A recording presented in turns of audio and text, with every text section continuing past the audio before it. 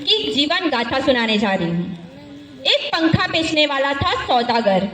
वो गांव-गांव, गली-गली घूमकर पंखा बेचता था। वो पंखा बेचते-बेचते शहर के सम्राट के पास गया और पंखा बेचता था तो चिल्लाता था, ले लो पंखा ले लो, 100 साल तक चलेगा, कभी नहीं टूटेगा। 100 साल तक चलेगा, ऐसा कौन सा पंखा है जो 100 साल चलेगा? सम्राट ने अपने प्रतिवेदा को बोला, जाओ जो पंखा चिल्ला रहा है उसे दरबार में ले आओ। जब पंखा वाला दरबार में आया तो सम्राट ने पूछा, कैसा पंखा है जो 100 साल चलेगा, टूटेगा नहीं? तो सम्राट ने बोला, तो पंखा वाले ने बोला, ये 100 साल तक चलेगा, पूरी की पूरी गारंटी है। तो सम्राट ने बोला, तू किसके सामने झूठ बोल रहा है, तुझे पता नहीं? तो पंखा वाले ने बोला, मैं झूठ नहीं बोल रहा हूँ जहाँपना, ये 100 साल तक चलेगा, पूरी की पूरी गारंटी है, हमारे पूर्वजों ने चलाया है। तो शहर के सम्राट ने कहा, ठीक है तू पंखा रख दे, बस 1 हफ्ते बाद दरबार में लौट कर आना। जब 1 हफ्ते बाद पंखा वाला दरबार में आया तो सम्राट ने कहा, कैसा पंखा था जो 100 साल चलेगा, टूटेगा नहीं, पर ये तो टूट गया। तो पंखा वाला आश्चर्यचकित हो गया, कैसे टूट गया? ये 100 साल चलने की पूरी गारंटी थी, हमारे पूर्वजों ने चलाया है, आपसे कैसे टूट गया? इसका मतलब आपको पंखा चलाना आता ही नहीं है। तो पंखा वाले ने बोला, आपको पंखा चलाना आता ही नहीं है? तो सम्राट ने कहा, ये पूरा देश मैं चलाता हूँ और तू मुझे पंखा चलाना सिखाएगा? तो पंखा वाले ने बोला, जी हाँ सम्राट, आपको पंखा चलाना नहीं आता। तो पंखे वाले ने बोला कि ये गलती आपसे हुई है, गलती मुझसे नहीं हुई है कि आपने पंखा खरीदा पर झलने की विधि, चलाने की विधि नहीं पूछी मुझसे। तो गलती किसकी हुई? सम्राट की हुई। सम्राट ने पंखा खरीदा लेकिन झलने की विधि नहीं पूछी। तो सम्राट ने पूछा, कैसे झलना था? तो पंखे को सीधा रखना था और सर हिलाना था। आज से 26 जनवरी 1950 को भारतीय संविधान निर्माताओं ने एक पंखा दिया था संविधान के रूप में, लेकिन हमें पंखा चलाना तो आता ही नहीं था। बदलना खुद को था, हिलाना खुद को था, परिवर्तन खुद को करना था, लेकिन खुद ना बदलते कहते संविधान ही गलत है, संविधान की समीक्षा होनी चाहिए। अरे संविधान की समीक्षा करने वाले लोग कभी खुद की समीक्षा की है? कहीं ना कहीं खुद की समीक्षा, खुद का परिवर्तन और अशोक सम्राट का आंदोलन यहीं से शुरू होता है। सम्राट अशोक के धम्म में और बुद्ध के धम्म में थोड़ा सा फर्क लगेगा आप लोगों को, क्योंकि जो बुद्ध का धम्म है वो व्यक्ति के विचारों को निकालता है। बुद्ध का धम्म व्यक्ति के विचारों को निकालता है और व्यक्ति से ही राष्ट्र का निर्माण होता है। बुद्ध का धम्म व्यक्ति के विचारों को निकालता है और सम्राट का धम्म राष्ट्र के विचारों को निकालता है और व्यक्ति से ही राष्ट्र का निर्माण होता है। इसीलिए जब जब राष्ट्र भटक जाए उस समय सम्राट के धम्म की आवश्यकता इस देश के रहनुमाओं को होगी, आज भी है। लेकिन हम और आप सर हिलाना नहीं चाहते, हम तो पंखा हिलाने वाले लोग हैं ना। तो यहीं से सम्राट अशोक का आंदोलन शुरू होता है। संस्कृति मंडलीकरण का आप लोगों ने बहुत प्रवचन सुना होगा संत महात्माओं का, लेकिन अशोक की खासियत सिर्फ यही थी कि अशोक ने जिस विषय को छुआ उसकी हद पार कर दी उन्होंने। जब मदद की सत्ता पानी थी तब अपने ही भाइयों के साथ संघर्ष किया और हद पार करना पड़ा, उसको भी पार कर कर भी उन्होंने सत्ता प्राप्ति की मदद की। इस विषय को उन्होंने हद तक किया और चक्रवर्ती सम्राट चंद्रगुप्त मौर्य के बाद अपने पिता महापद्म नंद के बाद जो अपनी मदद साम्राज्य को एक कुशल नेतृत्व की जरूरत पड़ी तो उन्होंने अपने ही भाइयों के साथ संघर्ष किया और देश को कुशामुत्तीत किया। अगर अशोक जैसा कुशामुत्तीत ना मिलता तो आज सब हम इस सभा में इकट्ठा न हो पाते। इतने बड़े जब भारत को बेहतर बनाना हुआ तब चंद्रगुप्त और बिंदुसार ने भी नहीं जीता, उसको भी सम्राट अशोक ने जीता और विजय हासिल हुई। विजय हासिल करने के बाद क्या घटी घटना, इस सारा शहर मुगल सम्राट के विजय पाने का जश्न मनाते हैं। संवेदना देखिए अशोक की। सम्राट दुनिया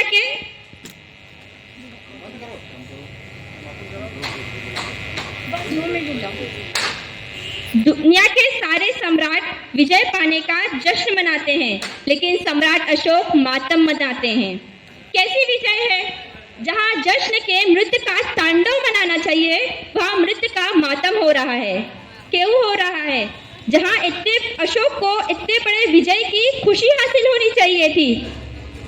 डॉक्टर बाबा साहब आम्बेडकर ने भी मातम मनाया, तो क्यों मनाया?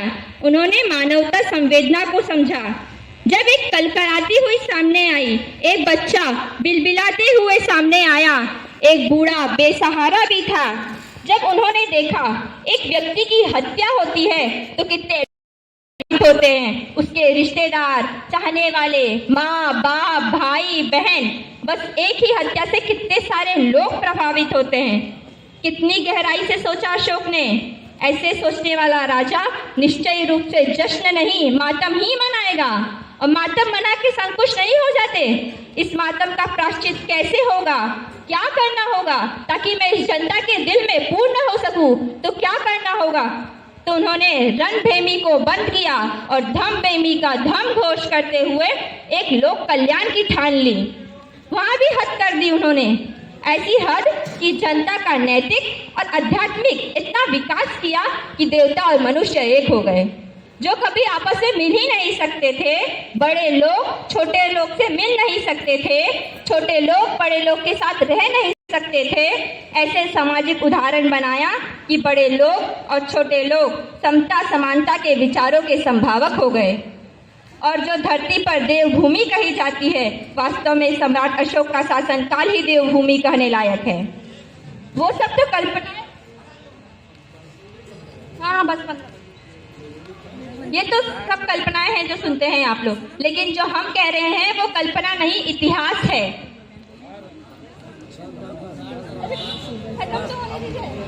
महाराष्ट्र से चलकर यहाँ तक आई हूँ, खाली आप मुझे 15 मिनट भी नहीं देंगे तो फिर बेकार है यहाँ तक आना हमारा। बस 5 मिनट और दे दीजिए।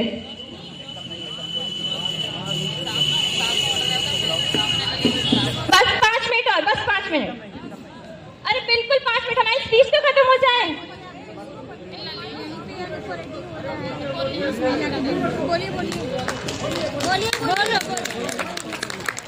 बोलो, भूख नहीं लगा है, बोलो।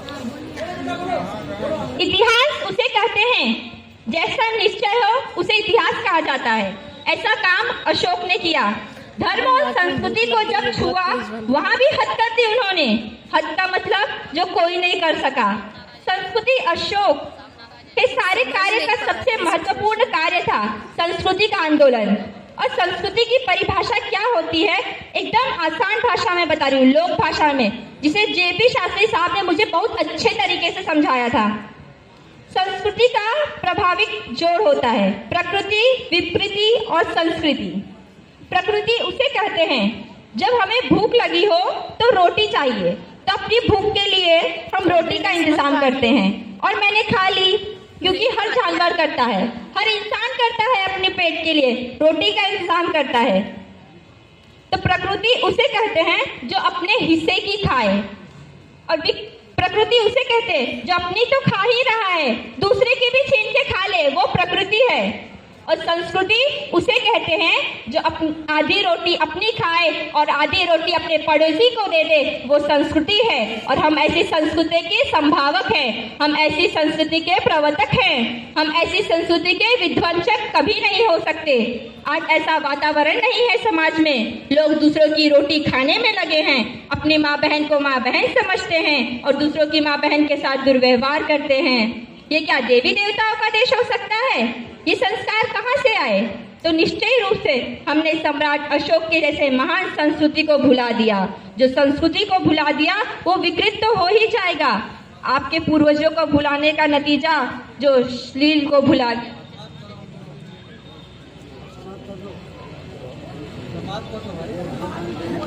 तीन बजे कौन खाना खाएगा? हम पक्का बीमार पड़ने आएंगे, क्योंकि सुबह में हम अपने घर पे चाबी जलाते थे। यहाँ पे इसी पर मैं अपनी वाणी को विराम देती हूँ। जय भीम। समूह है। सब और अब मैं माननीय मंजूषा नंदा जो कि महिला स्तर की अध्यक्ष है, मैं उन्हें मंच पर बुलाना चाहती हूँ और आगे 2 शब्द कहें।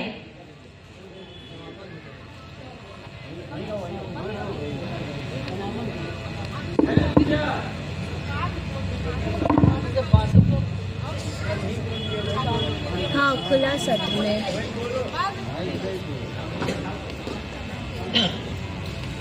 सर्वप्रथम गौतम बुद्ध, डॉक्टर अम्बेडकर और सावित्रीबाई फुले को नमन करते हुए इस मंच